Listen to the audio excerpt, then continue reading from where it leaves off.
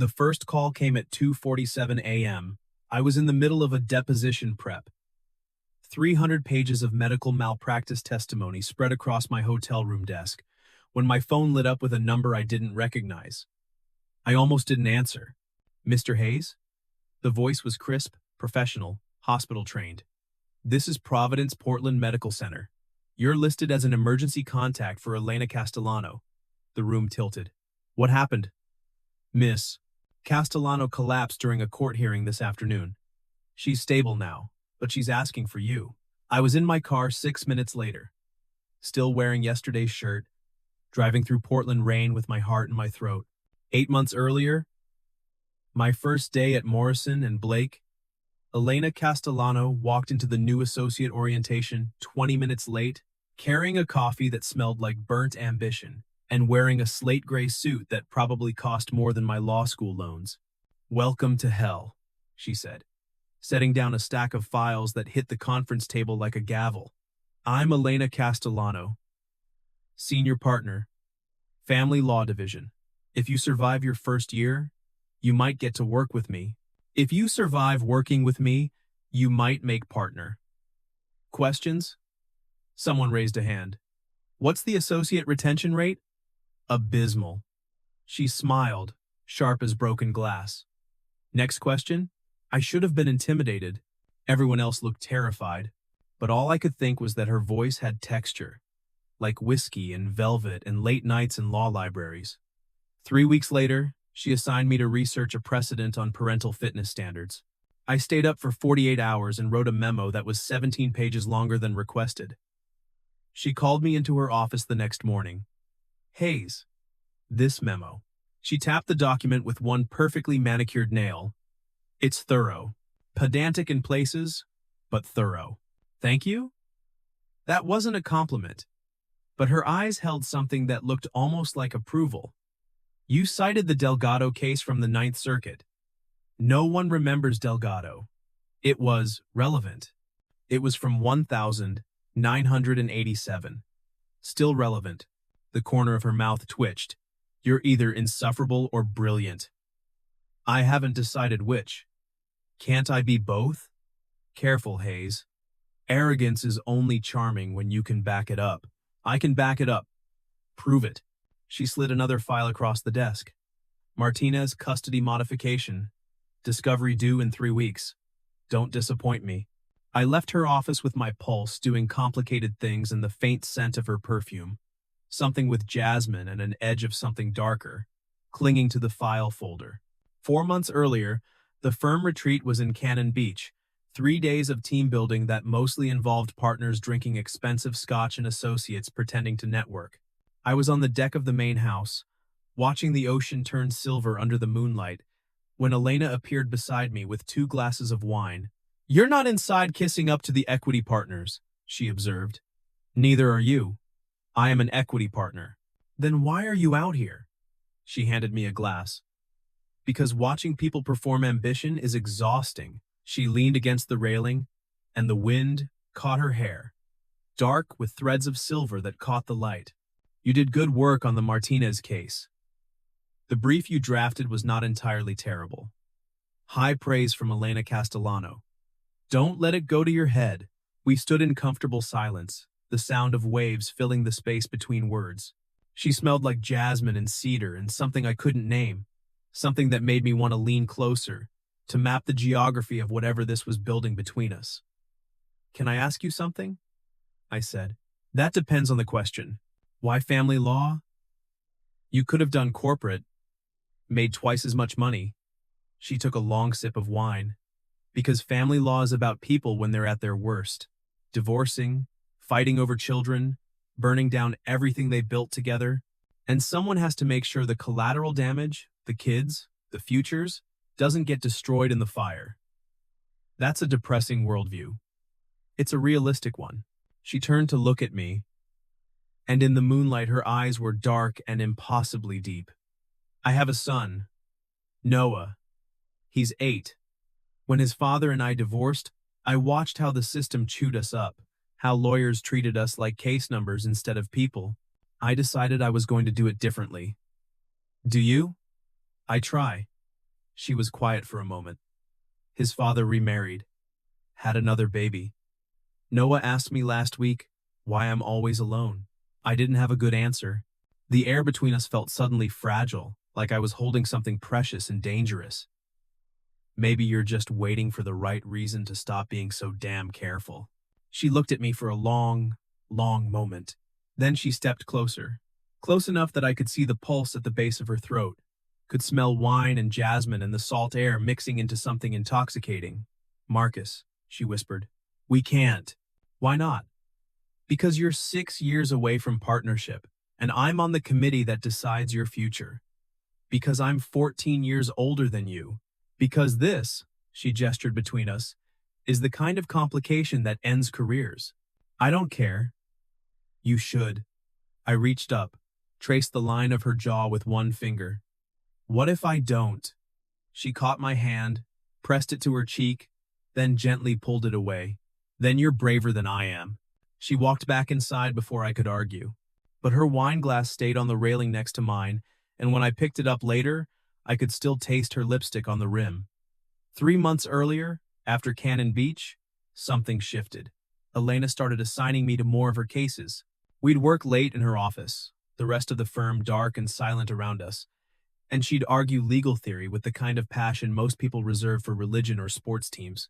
You're wrong, she'd say, leaning over my shoulder to point at a case citation, her breath warm against my ear.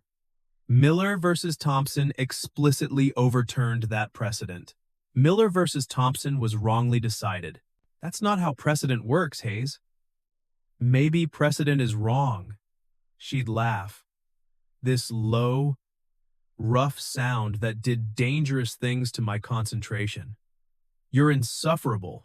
You like insufferable. I tolerate insufferable when it's paired with competence. Admit it. You like me. She'd look at me then, and something would flicker in her eyes. Something that looked like yes mixed with I wish I didn't.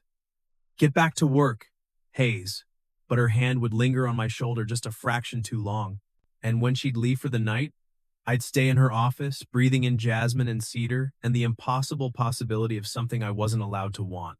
One night, 2 weeks before the custody hearing, we were reviewing her closing argument. It was past midnight. The city lights stretched out through her office window like a constellation of other people's lives. Read it back to me, she said, eyes closed, head tilted back against her chair. I read her words aloud. Something about a mother's love being measured not in hours but in moments. In the 1,000 small ways we show up for our children, even when we're exhausted. When I finished, she opened her eyes. Do you believe that? Do you? I have to. Her voice was raw, because if I don't, then Thomas is right. Then working this hard, building this career, missing bedtimes and soccer games and all those small moments, it means I'm a bad mother. You're not. How do you know? Because Noah is lucky to have a mother who teaches him that women can be brilliant and ambitious and fierce. That love doesn't mean sacrifice. It means building something worth fighting for. She stared at me. Where did you learn to say things like that? Watching you. The air between us went still, thick, charged with everything we weren't saying. She stood, walked around the desk, stopped close enough that I could feel the heat of her. Marcus. My name in her mouth sounded like a prayer and a warning. If we do this, if we cross this line, we can't uncross it. I know. Your career. I don't care about my career. I care about you. You don't even know me. Then let me. I reached for her hand, laced our fingers together. Let me know you. All of you. Not just the senior partner who terrifies associates. The woman who fights for kids like they're her own. The mother who worries she's not enough. The person who drinks coffee at midnight and smells like jasmine and argues with me like I'm worth arguing with. Her breath hitched. We can't. You keep saying that. Because it's true. Then why are you still here? Why haven't you walked away?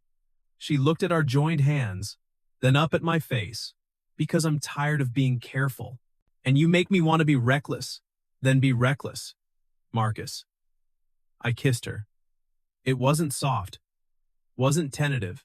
It was 6 months of wanting compressed into a single moment, and when she gasped against my mouth, I swallowed the sound and pulled her closer. She tasted like coffee and wine and something darker, sweeter, like the space between control and surrender. Her hands fisted in my shirt, and she kissed me back with a hunger that felt like years of denial finally breaking open. When we broke apart, we were both breathing hard. "We can't do this again," she whispered. "Yes, we can. Marcus, tomorrow, after the Martinez hearing. Your place or mine. This is a terrible idea. Best idea I've ever had." She laughed, shaky and breathless, then pressed her forehead to mine. "You're going to ruin my life. Maybe. Or maybe I'm going to make it better." She kissed me again, softer this time, then pulled away before I could deepen it. "Go home, Hayes. Elena, please. I need to think. I need to—" She stepped back, putting space between us. But I could still taste her on my lips 3 hours later when I finally fell asleep. The custody hearing, the Martinez case, should have been straightforward. But when Judge Norton asked about the ethics committee investigation, I understood. Someone had seen us. Someone had reported it. And Thomas was using it to take her son. Elena won the hearing, but only barely. Joint custody with alternating weeks, pending the ethics review. In the parking garage afterward, she just stood there, keys in her hand, staring at nothing. "Elena," I said.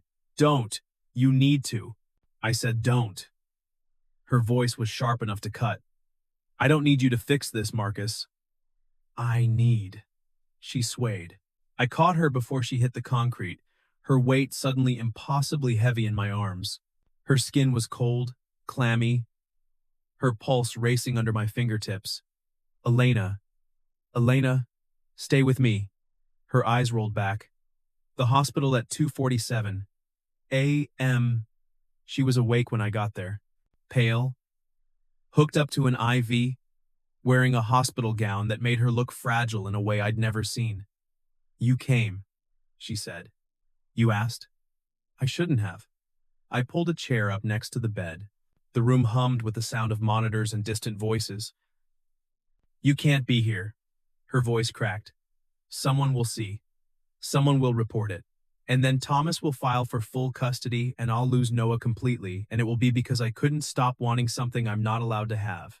The fluorescent lights made her skin look almost translucent. I could see the shadows under her eyes, the fine lines that deepened when she was worried. "What if I don't care?" I said. "You should, but I don't." She looked at me then. Really looked. And something broke open behind her eyes. "I'm 14 years older than you. I'm your boss. I'm in the middle of a custody battle that could destroy both our careers. This isn't some romantic fantasy, Marcus. This is real life, with real consequences." "I know. Do you?" "Because I collapsed today.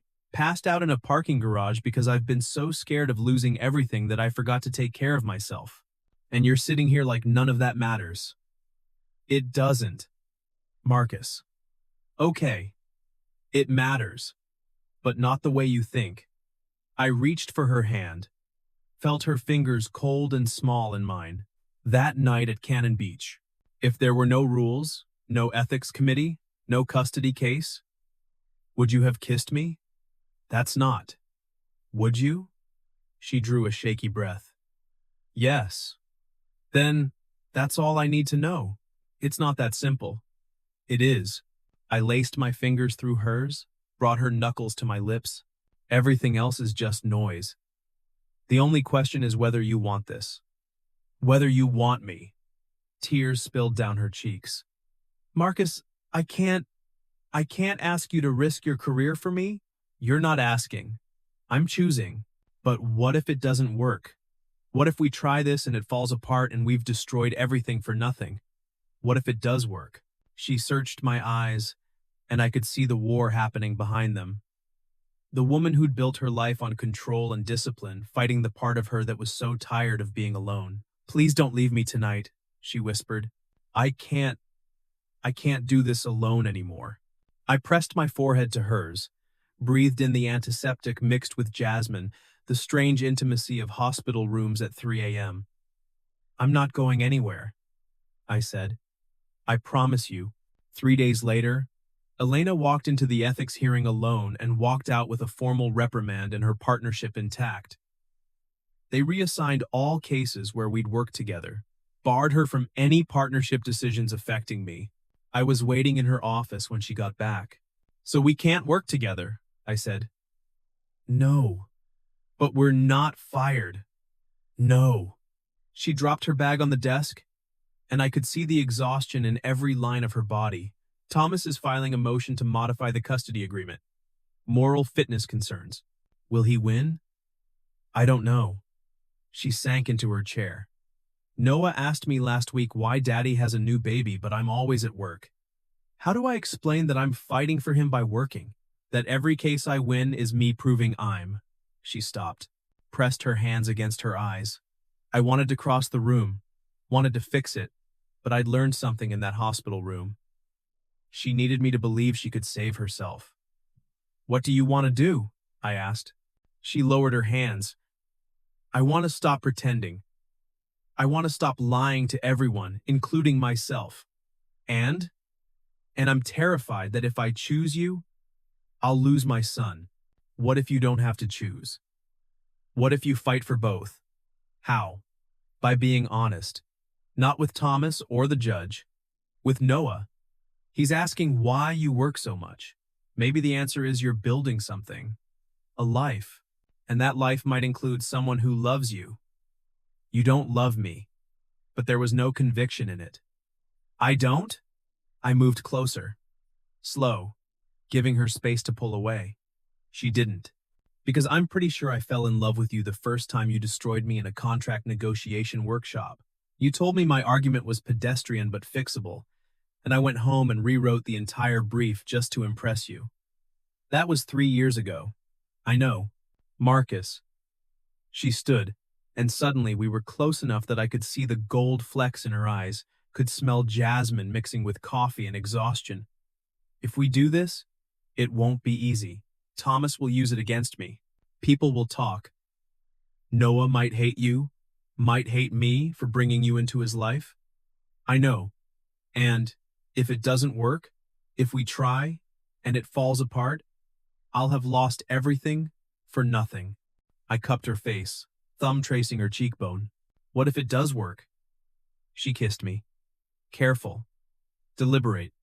The kiss of someone who'd spent years building walls and was now, brick by brick, deciding to tear them down. She tasted like coffee and salt, and the complicated reality of choosing something difficult over something easy. Her hands fisted in my shirt and I felt her shaking, felt the control finally breaking open. When we pulled apart, her forehead rested against mine. "This changes everything," she whispered. "Good," I said. I wanted everything changed. 6 months later, Thomas filed for custody modification. We fought. Lost. Elena got Noah every other weekend and Thursday nights. I watched her pack his overnight bag with surgical precision. Spider-Man pajamas, the stuffed otter, the Captain Underpants books, every item folded, checked, double-checked. "He has a field trip on Friday," she said, voice carefully neutral. "Thomas is supposed to sign the permission slip. Will he? I don't know." She zipped the bag, then stood there, hands flat on the counter. "Last month, Noah lost his first tooth. Thomas texted me a picture 3 days later. 3 days, Marcus. My son lost a tooth and I found out from a photograph." "You want me to say something?" I said quietly. "To fix it or make it better? But I can't." She turned in my arms. "I know, and I'm sorry for that. For not being able to take away the cost. Don't apologize." Her eyes were dry, but red-rimmed. "You didn't do this. Neither did you. Didn't I?" She pressed her face against my chest. "I chose you. And Noah is paying the price. You chose to be happy. That's not the same thing. Isn't it?" I didn't have an answer to that. So instead I held her while the rain fell and the clock ticked closer to the time when she'd have to drive Noah to Thomas's house and spend another week pretending half custody was enough. 1 year later, Noah's 9th birthday party was at Thomas's house. Elena sat in the car outside for 10 minutes, hands white-knuckled on the steering wheel. "I don't have to come in," I said. "Yes, you do. Elena, he needs to see you. Needs to know you're real, not just the guy who stole his mom's time."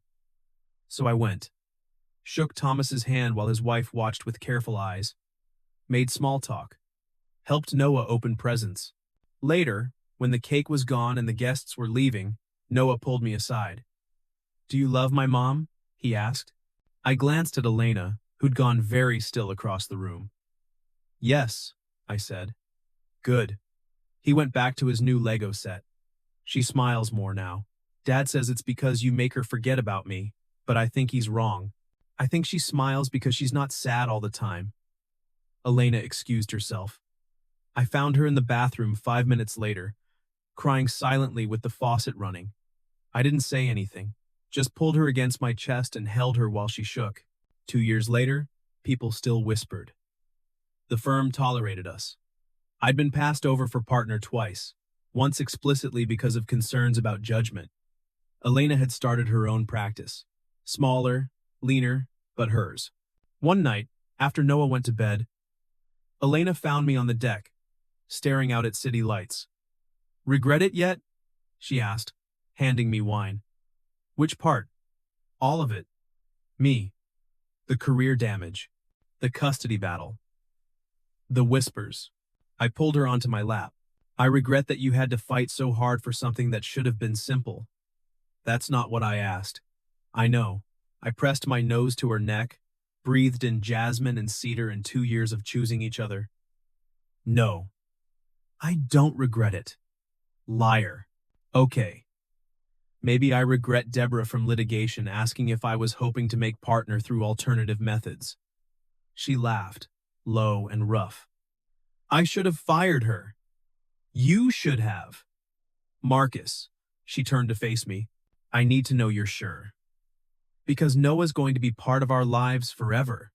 The court case isn't over. There will always be people who think I chose wrong." "Did you?" She was quiet. "No, but it cost more than I thought it would." "I know. Every week he leaves, every milestone I miss, every time Thomas's lawyer files another motion, that's the price. Is it worth it?" I cupped her face, traced the silver in her hair, the lines at her eyes.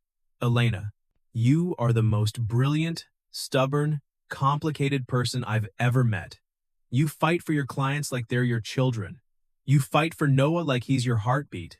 And you chose me even when it cost you everything. So yes, every single day, it's worth it." She kissed me. Slow, deep, wine sweet. "I love you." "I know." Cocky, accurate. She laughed, and the sound was everything. The ending, 3 years later. Did we get a happy ending?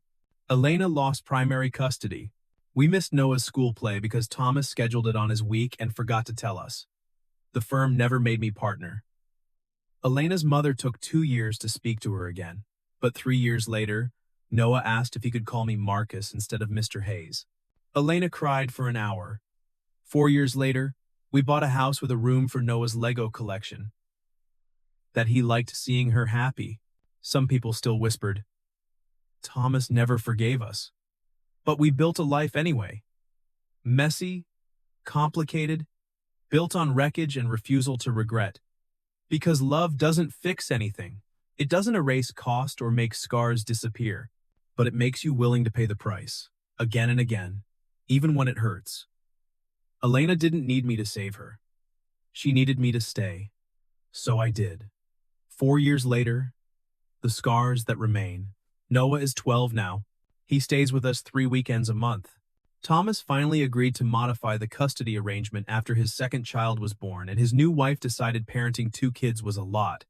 But there are scars. Moments when Noah gets quiet and distant, when Elena catches him staring at family photos on Thomas's Facebook and sees all the milestones she missed. "He took them to Disneyland," Noah said, one Thursday night, showing me his phone. "Dad, Melissa, and the twins. They went for a whole week. Elena was in the kitchen pretending not to listen. Her shoulders had gone rigid. That sounds fun, I said carefully. Yeah. Noah's voice was flat. I asked if I could go. Dad said it was family time. The silence after that was deafening. That night, after Noah went to bed, I found Elena on the bathroom floor, knees pulled to her chest, crying with the kind of quiet devastation that comes from years of accumulated loss. He didn't mean it, I said, sitting down beside her on the cold tile. Yes, he did. Her voice was hoarse. Thomas has a new family now. A real family. And Noah is the reminder of the old one. The one that failed. That's not true, isn't it? She looked at me with red-rimmed eyes. I chose my career over being there for bedtimes. I chose you over keeping the peace with Thomas. And now my son is watching his father build a new life that doesn't include him. Noah loves you. I know. But sometimes love isn't enough, Marcus. Sometimes the cost is too high and you can't undo it no matter how hard you try. I can't fix this, I said quietly. I can't make Thomas be a better father. I can't give you back the custody you lost or the years you missed. But I can stay. I can be here. Every night Noah comes home, every school play, every Lego project. I can be here. You shouldn't have to be. I want to be. She clung to me like I was the only solid thing in a world that kept shifting. And I held her while the night pressed in around us, and the reality of what we'd chosen settled into our bones. 5 years later, Noah asks the hard question. Noah is 13 when he finally asks the question Elena has been dreading. We're building a Lego Star Destroyer at the kitchen table, 3,000 pieces that require surgical precision. Elena is reading case files on the couch, pretending she's not listening. Do you think Mom would have gotten primary custody if she hadn't been with you? I freeze, a tiny gray brick suspended between my fingers. I don't know, I say honestly. Dad's lawyer said it. At the hearing. I wasn't supposed to be there, but I heard them talking. He said Mom chose her boyfriend over her son. Elena has gone completely still on the couch. Your mom chose to be happy, I say carefully. That's not the same thing as choosing me over you. But if she hadn't been with you, she would have gotten custody. Maybe, or maybe your dad would have found another reason. People who want to hurt each other usually find a way. Noah fits 2 pieces together with a satisfying click. Do you think she regrets it? You'd have to ask her. He looks up at Elena then, and she's watching us with tears streaming silently down her face. Mom? Noah's voice cracks. Do you regret it? Elena sets down her case file and crosses the room. She sits down next to Noah, takes his hands in hers. I regret that you got hurt, she says. I regret every soccer game I missed because I was in court. I regret every night you spent at your dad's house wishing you were here. I regret that my choices cost you something you shouldn't have had to pay. But, do you regret Marcus? She looks at me, then back at Noah. No, because being with Marcus taught me that I'm allowed to be happy. That being a mother doesn't mean sacrificing everything, and I want you to grow up knowing that too. That love doesn't mean giving up who you are. Noah is quiet for a long moment. Then, Dad says, you're selfish. I know, but I don't think you are. I think you're just trying. He looks down at the half-built Star Destroyer. I'm glad you're happy, Mom, even if it's complicated. Elena pulls him into a hug, and he lets her, even though he's 13 and supposed to be too cool for mom hugs. I watch them, this woman I love and the child she fights for every single day, and I understand something fundamental. Some battles you never stop fighting, some costs you pay forever. And some choices are worth it anyway. So, here's my question for you. If you met someone who made you feel whole for the first time in years, but loving them meant losing something you'd spent your whole life building, would you do it? Would you choose the safe path everyone expects? Or the messy reality that cost more than you ever imagined? Think about it. Because some love doesn't fit the timeline, society writes. Some love asks you to be brave when it's easier to walk away. And some love The real kind, the kind that changes everything, is worth every whisper, every judgment, every loss. Elena chose me. I chose her. And we'd pay the price every single time, even when it hurts, even when it costs, even when there's no easy answer. That's how you know it's real.